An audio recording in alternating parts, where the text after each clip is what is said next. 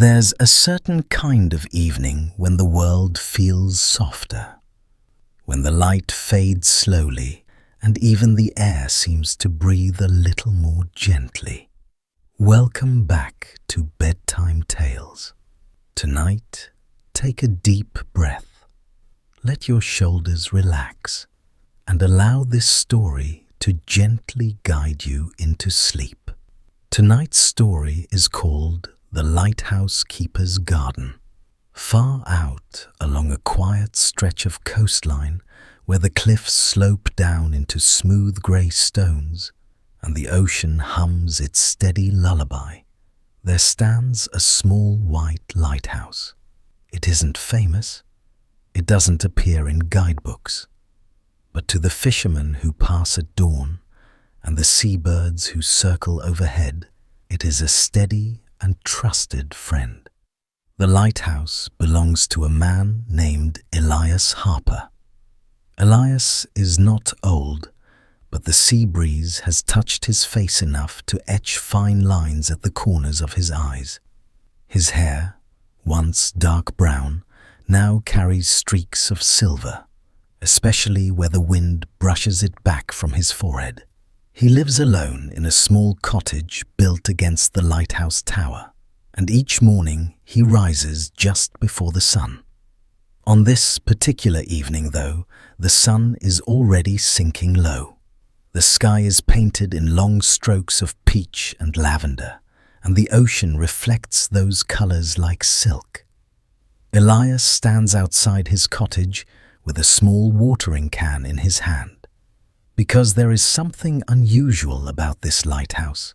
Around its base, in neat rows bordered by white stones, is a garden. Not a grand one, not wild or sprawling, but tenderly kept. Lavender grows closest to the cottage door, its purple tips swaying in the salt air.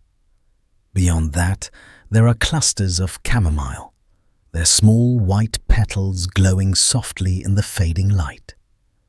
There are sturdy rose bushes too, their blossoms pale pink and cream, chosen because they can withstand the sea breeze.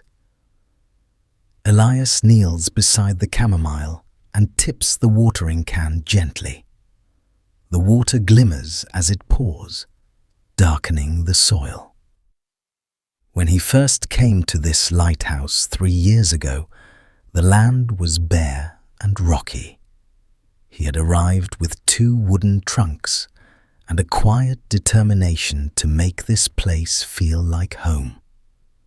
The first few months were lonely. The sea can be a companion, but it is also vast. He would climb the spiral stairs each evening to light the lantern at the top of the tower. The stairs creaked beneath his boots. The glass panes of the lantern room would glow golden as he struck the match. Then the great light would begin its slow rotation, casting its steady beam across the darkening water.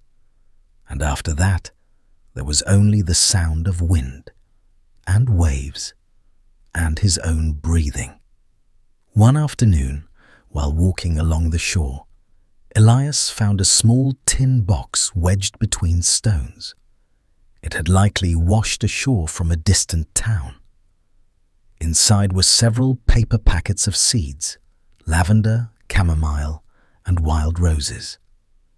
He turned the packets over in his hands, brushing away sand. And that is how the garden began. Back in the present evening, Elias finishes watering and sets the can aside. The scent of lavender drifts upward, mingling with salt air and the faint wood smoke from his chimney. Inside the cottage, a small fire crackles in the hearth. The room is simple but warm. Wooden shelves lined with well-loved books, a sturdy oak table near the window, a kettle resting on the stove. Elias steps inside and closes the door softly behind him. The wind presses gently against the windows, not harsh, just steady. He pours himself a cup of chamomile tea made from his own garden and sits by the fire. For a while, he listens, the ticking of the clock on the wall, the low murmur of waves below the cliff, the occasional cry of a distant gull settling in for the night. This rhythm has become his comfort. But tonight, something is different. There is a soft knock at the door. Elias looks up. Visitors are rare. He sets down his cup and crosses the room. When he opens the door, he finds a young woman standing on the stone path, her coat buttoned high against the breeze. Her name is Clara Bennett. Elias recognizes her at once. She lives in the small harbor town a few miles down the coast. She runs the town's little bookstore, a narrow place with creaking floors and tall windows. "Good evening," Clara says, her voice gentle but slightly breathless from the climb up the path. "I hope I'm not intruding." "Not at all," Elias replies, stepping aside. "Please, come in." She carries a wicker basket in her hands. Inside are 2 small loaves of fresh bread, still warm, and a jar of honey. "I had extra," she says with a small smile, "and I thought perhaps you might like some." Elias feels a quiet warmth in his chest. He nods. "I'd be honored." They sit at the oak table. Elias slices the bread. The crust crackles softly beneath the knife. He drizzles honey over each piece, and they share the simple meal. The fire glows brighter as the night deepens outside. Clara glances toward the window. "I can see the light turning from the path," she says. "It's comforting. When I close the shop late, it helps to know it's there." Elias follows her gaze. The beam sweeps across the dark, steady, and unhurried. "I'm glad," he says quietly. For a while, they talk about small things.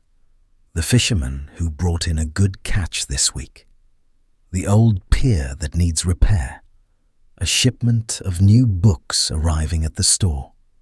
Clara tells him about a little boy who visits every Saturday, carefully saving coins to buy adventure stories. Elias smiles at the image. As the evening stretches on, Clara stands. "I should head back before it gets too late," she says. Elias walks her to the door. Outside, the stars are beginning to appear. First one, then another, then dozens scattered across the velvet sky. Clara pauses near the garden. "It's beautiful," she says, kneeling to touch the lavender gently. "You've made something special here." Elias looks at the small rows of plants. He remembers the barren earth when he first arrived. "It's surprising what can grow," he says softly. Clara smiles, then begins the walk back down the path, her lantern swinging lightly at her side. Elias watches until her figure blends into the darkness. He feels less alone tonight. He climbs the spiral stairs to check the lantern. The metal railing is cool beneath his hand. At the top, he steps into the lantern room. The glass reflects the golden light. Beyond it, the ocean stretches endlessly, dark but calm. He rests his palms against the glass and breathes. The beam turns, steady, reliable, like a heartbeat. Days begin to take on a new rhythm after that evening. Clara visits again, sometimes bringing books for Elias to borrow. He, in turn, sends her home with small bundles of dried lavender tied with twine. One afternoon, she arrives with a small wooden sign. She holds it up with a playful expression. Painted carefully in white letters are the words, "Harper's Garden." Elias laughs softly. "I'm not sure it deserves a name," he says. "Oh, it does," Clara insists. "Every good garden does." They hammer the sign into the ground at the edge of the path. The sound echoes lightly against the stones.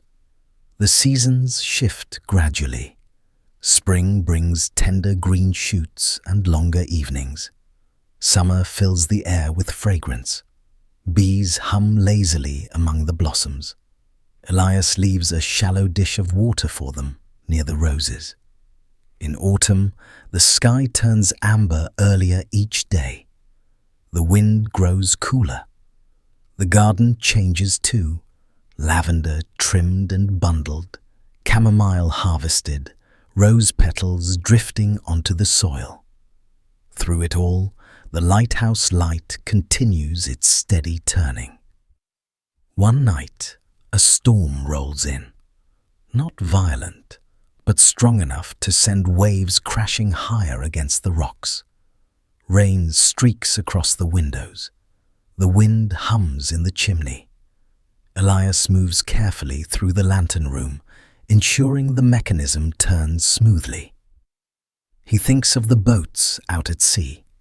He thinks of the harbour town. And he feels the quiet responsibility of his post.